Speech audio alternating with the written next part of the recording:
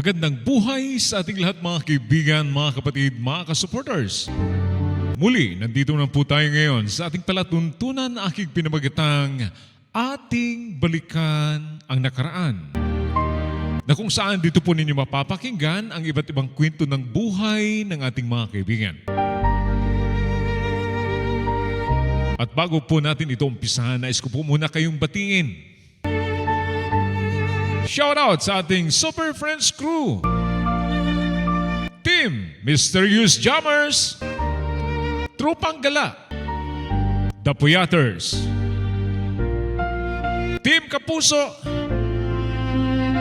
at syempre kay kapatid na Minerva Anggi, kapatid Winnie Nalagon, kapatid ROC, Out of the Box, at syempre kay Sir Erwin Panganiban. At sa aking kasama dito sa bahay na nasa Pilipinas na ngayon, ang Pinoy Firearms Instructor by Elmer Pilorin.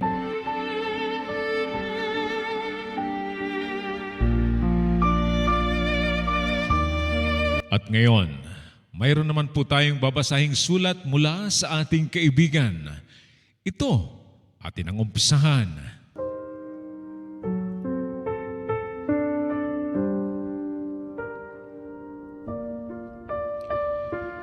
Dear Kuya Kalbo, tawagin mo na lamang ako sa pangalang Tesi.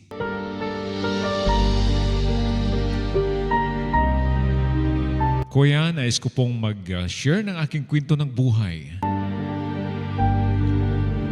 At para inyong maintindihan, akin pong umpisahan.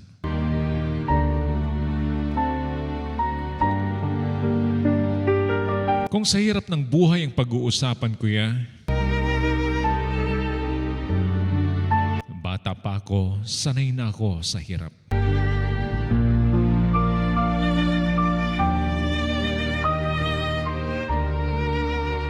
Kaya nung ako'y lumaki na, kahit anong hirap ang susungin, kaya kong lagpasan.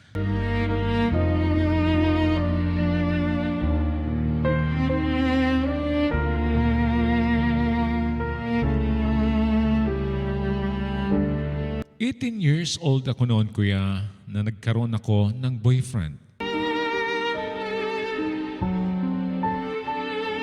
Itago na lang natin sa pangalang Willie.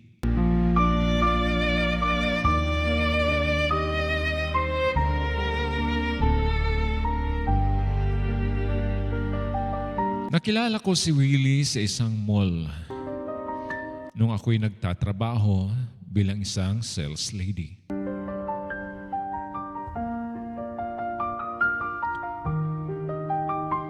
Isa siyang bagger, kuya, sa isang supermarket.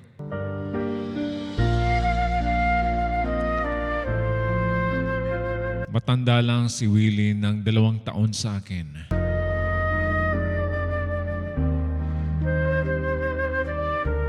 Nahulog ang loob ko sa kanya.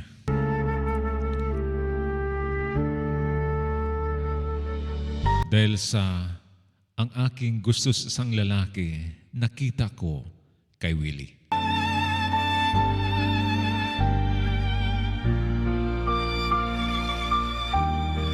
At hanggang sa niligawan niya ako,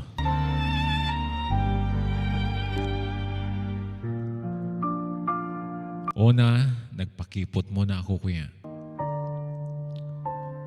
Para hindi sabihing easy to get lang. Pero sa totoo, kuya, gusto ko na siyang sagutin. Dahil, sabi ko nga, baka mawala pa siya sa akin. Kaya nagpasya akong hindi mo na siya sagutin agad.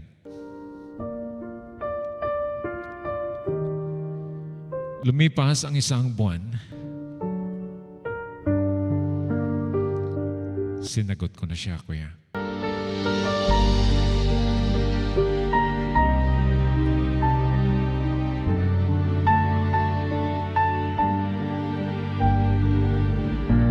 At doon unti-unti kong nakilala si Willie, kuya. mabait, malambing, at higit sa lahat, mapagmahal.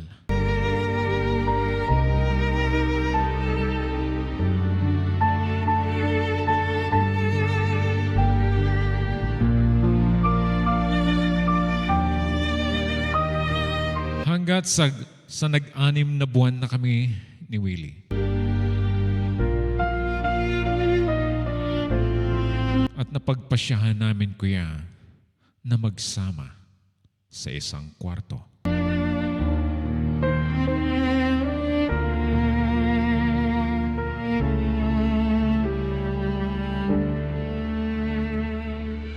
At doon nga, napakalambing ni Willie sa akin. Lahat ng gawaing bahay, ginagawa niya.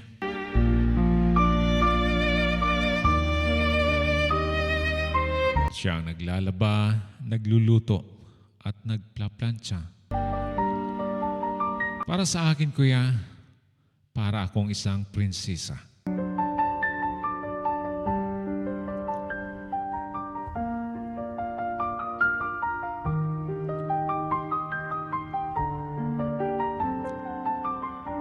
Hanggang isang araw, nagpaalam si Willie na uuwi sa kanila dahil may sakit ang kanyang ina.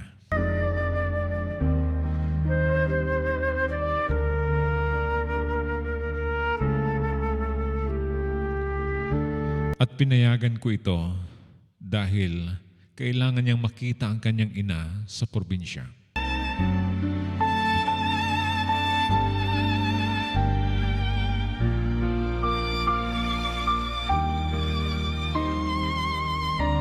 Nung dumating si Willie sa kanila, kuya, tuloy-tuloy ang aming komunikasyon.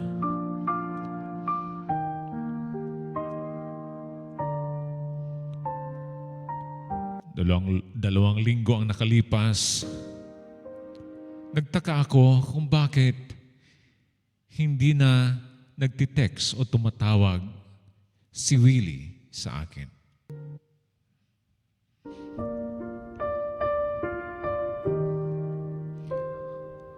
Nag-alala ako, kuya.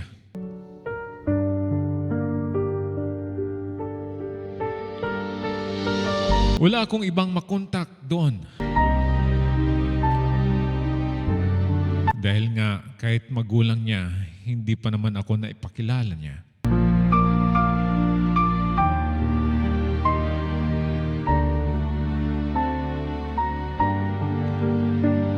Hanggat umabot na lang ng isang buwan, wala kaming kontak sa isa't isa.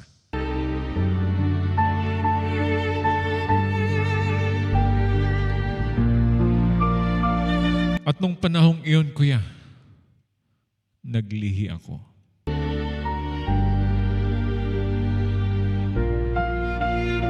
Isang buwan na pala akong buntis, kuya.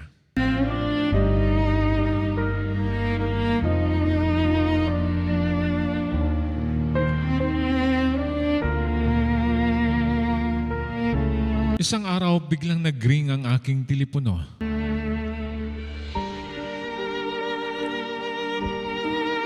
Pagtingin ko, number lang ang aking nakita.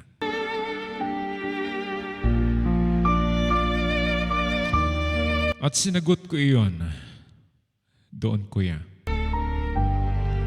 Narinig ko ang boses ni Willie.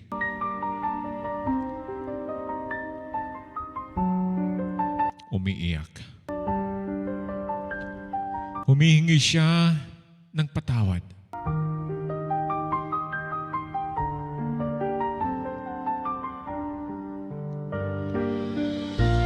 Dahil nasa kulungan si Willie. Nabigla ako kung bakit nandun siya. At inilahad niya sa akin ang lahat.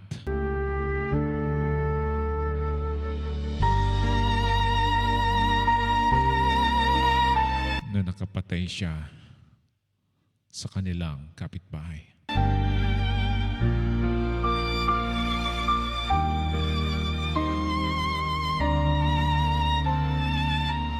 Dahil Dahil daw nag-inuman ang kanyang kapatid. At nung lasing na raw ang kanyang kapatid, ay niyaya niya nang umuwi at matulog. At ang mga barkada ng kanyang kapatid ay hindi pumayag. Hanggat sa nagkaroon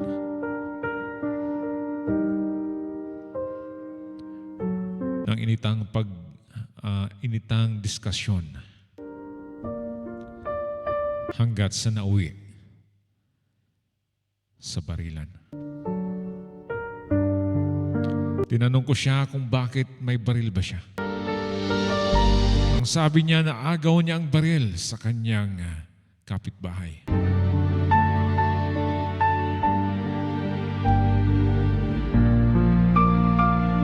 Kaya siya ang nakabaril nito. Pero dahil namatay,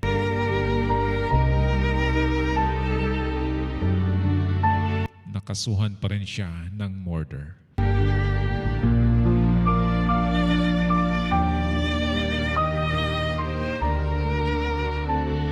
At sinabi ko sa kanya na buntis ako. Paano na lang? Paano na ang bata pag isinilang?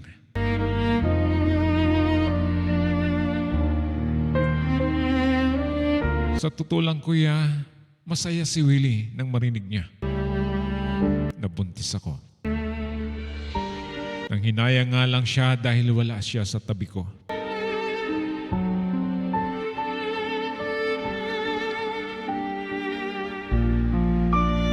Hanggang sa naipanganak ko ang bata na lalaki.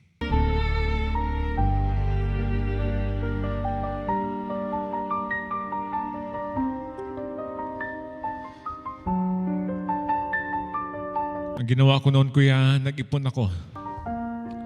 Dahil gusto kong makapunta sa probinsya nila.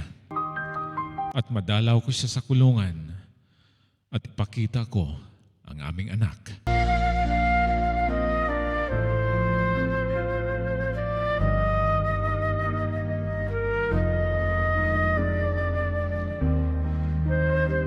At yun nga, nakapag-ipon ako, kuya.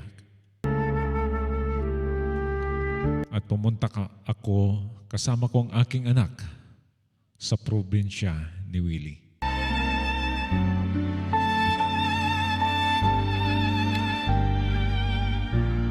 At first time kong nakasama ang kanyang mga magulang.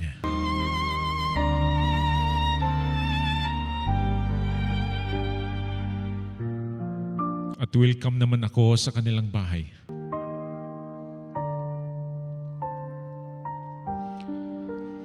Kaya agad-agad akong nagyaya na pumunta sa provincial jail upang makita si Willie at makita niya ang kanyang anak.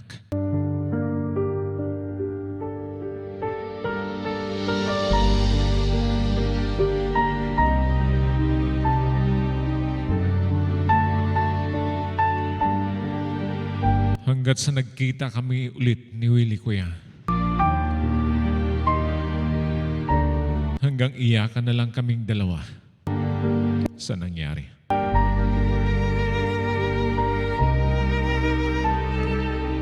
Ang sabi lang niya sa akin, alagaan ko ang aming anak. Dahil hindi siya makalabas. Dahil sa kaso niya.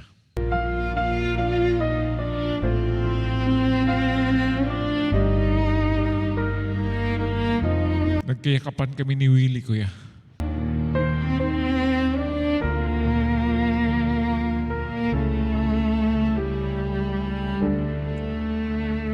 Hanggat sa nag-iyakan kaming dalawa.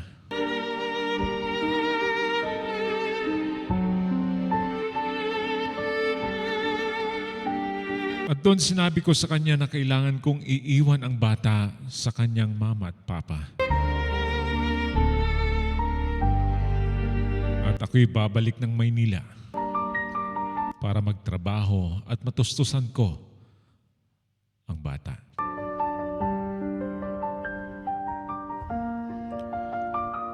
At pumayag naman si Willie, kuya. Lalong-lalo na ang kanyang mga magulang. At doon bumalik ulit ako sa Maynila para magtrabaho.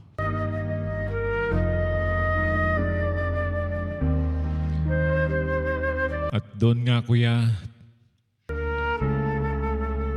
tinupad ko ang aking pangako na nagtrabaho ako.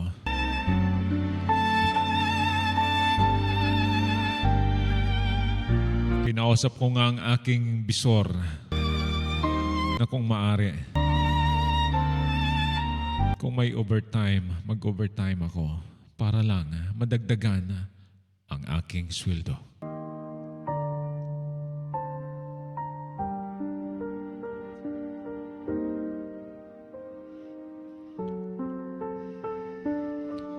At yun nga, kuya, tuloy-tuloy ang aking pagbigay ng suporta sa aming anak.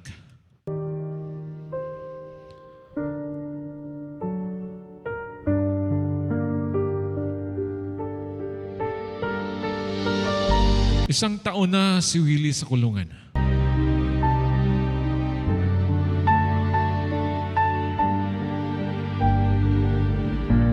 At nakatanggap ako ng tawag galing sa kanyang magulang.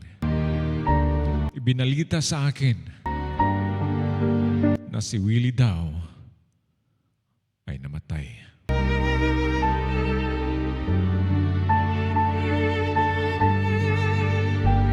Grabe ang aking iyak, kuya.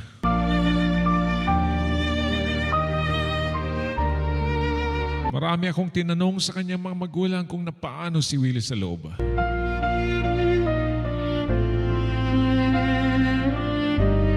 Maraming mga sinasabi na namatay daw sa sakit. Ang iba naman, namatay daw dahil napag-interesan sa loob.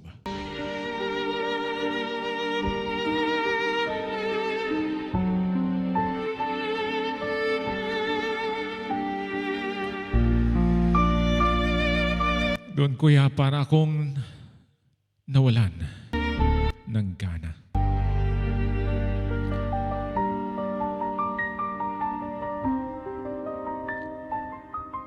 Nang hinayang ako na wala na si Willie.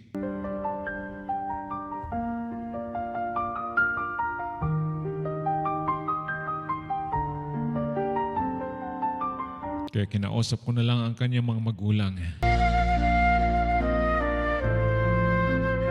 Naituloy ko pa rin ang aking padala sa kanila.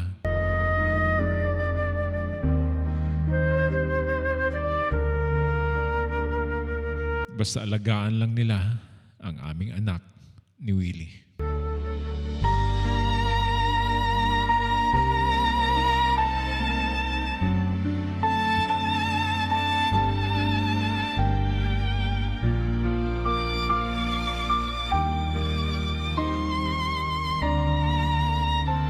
Isang taon na ang nakalipas nang mamatay si Willie, kuya. May isang lalaki naman ang nanligaw sa akin. Itago na lang natin sa pangalang John.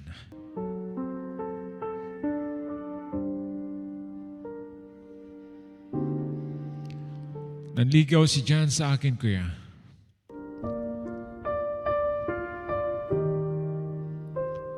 At dahil nga wala naman si Willie,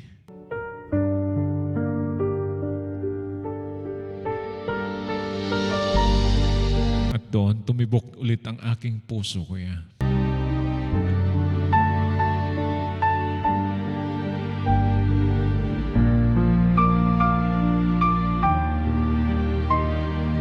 Hanggat sa nagsama ulit kami ni John sa isang bubong.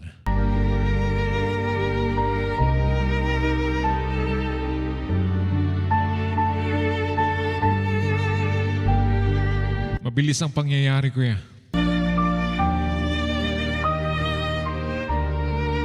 Nabuntis ako ni John.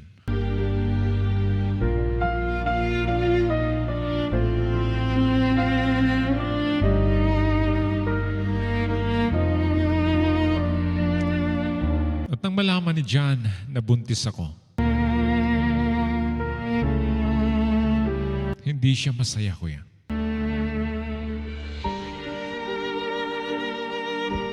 Ako pa nga ang nasisi kung bakit daw hindi ako nag-feels.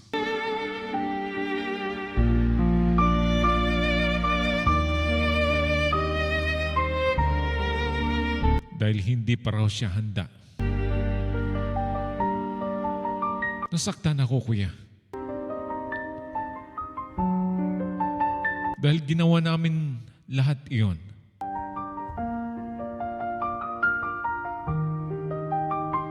Hindi lang naman ako ang may gusto noon kung hindi siya din. Pero bakit nung nabuntis ako,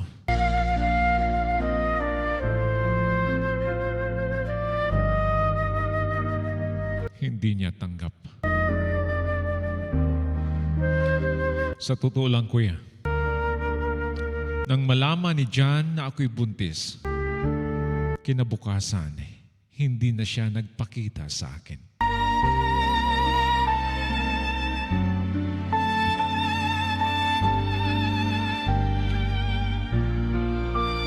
Isang dagok na naman sa buhay ko.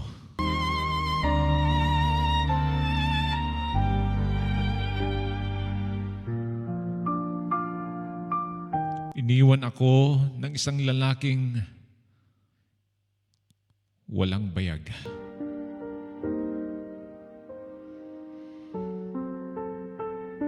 Gusto lang niya ang sarap.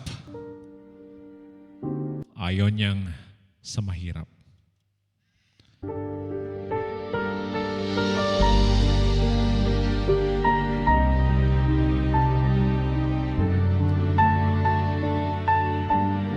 Kuya, dumanas ako ng sama ng loob.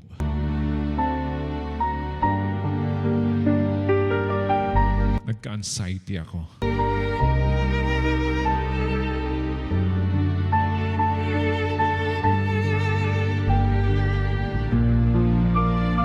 Nakapagtanong ako sa sarili ko.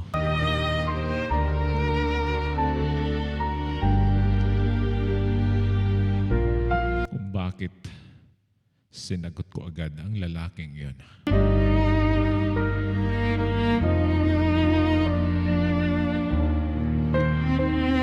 Kaya nasisi ko rin ang sarili ko.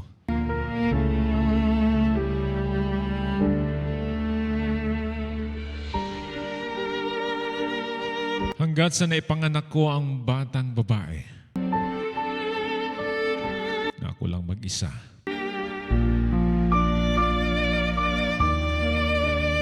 Pumunta ako ng ospital na wala akong kasama. Hanggat sa nakalabas kami sa ospital. Kaya nag-decide akong umuwi sa amin, kuya.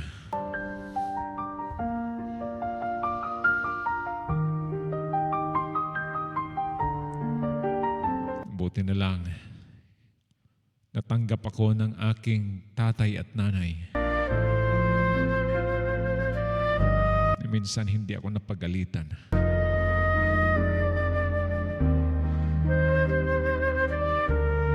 At sinabi ko sa kanila na mayroon akong isang anak. At ang tatay noon ay namatay.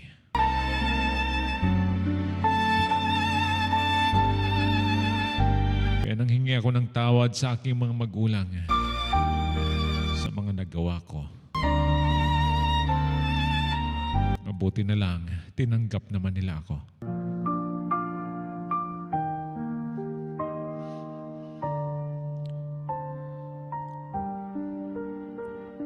Kuya, ngayon, tuloy naman ang aking trabaho.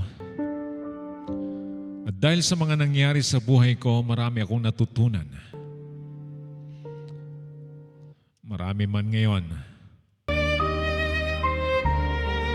ang nanliligaw, pero hindi na ako basta-basta naniniwala sa kanila. Nag-focus na lang ako sa aking 2 anak.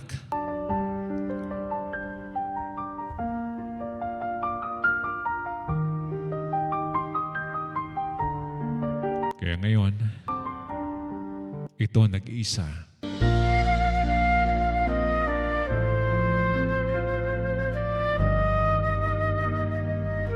Pero kahit papaano kuya, masaya naman dahil sa dalawa kong anak.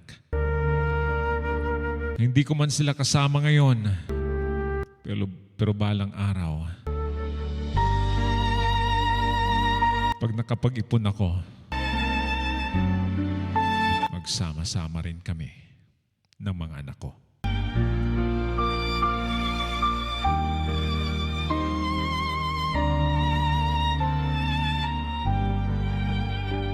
Kuya, ito pong aking kwento ng buhay. Naway magustuhan ang iyong tagapakinig at tagapanood ng iyong palatuntunan. Muli, maraming salamat sa iyong palatuntunan. Hanggang dito na lang. Lubos na gumagalang, TC.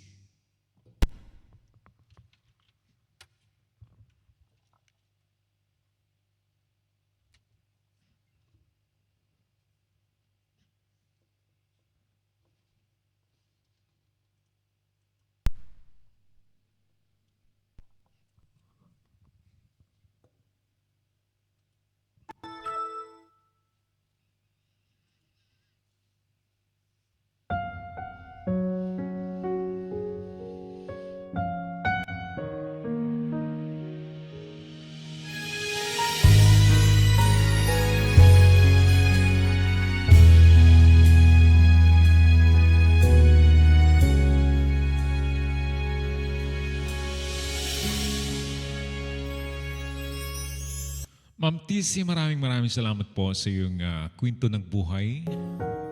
Maraming salamat sa pag-share.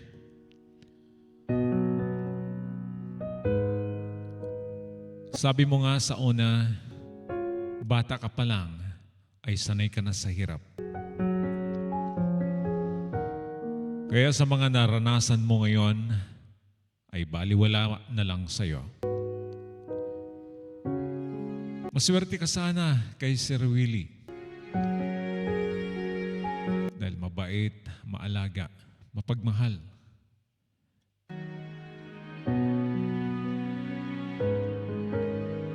Pero hindi rin nagtagal sa buhay mo. At dumating ang pangalawang lalaki na nagmahal sa iyo at minahal mo.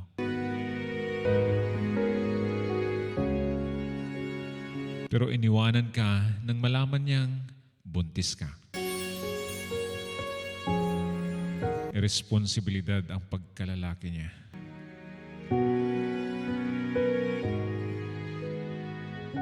Tama ka. Dalawa naman kayo ang naghirap noon. Pero nung mabuo, iniwanan ka.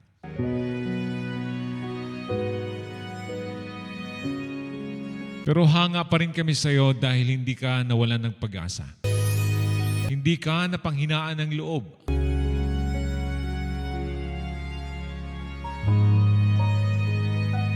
Kinaya mong mag-isa na buhayin ang dalawa mong anak. Sabi mo nga, mag-ipon ka para balang araw magsama-sama na kayo ng iyong anak. Kaya dalangin namin na magkasama mo na ang dalawa mong anak. At syempre, laging manalig sa taas para gabayan ka lagi. Muli, maraming salamat sa iyo, Ma'am TC, sa iyong kwento ng buhay. Mga kaibigan, mga kapatid, mga kasupporters, anong masasabi po ninyo sa kwento ni Ma'am TC? Mag-comment at i-share na yan. At kung kayo man ay may kwento ng buhay, kwento ng pag-ibig, kwento ng mga kaibigan, Maaari po ninyong ipadala dito sa ating palatuntunan. At ipadala sa aking messenger, June Sahay Calvo, ng ating mabasa dito sa ating palatuntunan.